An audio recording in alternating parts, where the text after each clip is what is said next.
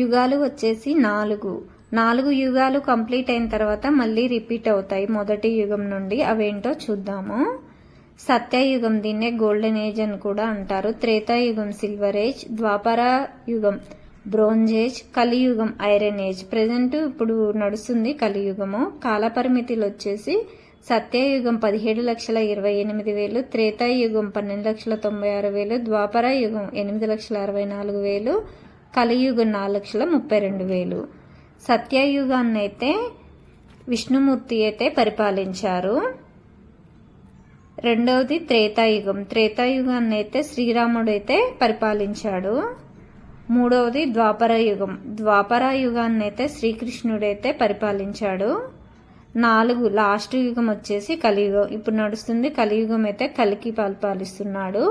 ఇంక ఈ 4 అయిపోయిన తర్వాత మళ్ళీ సత్యయుగం నుంచి స్టార్ట్ అవుతుంది.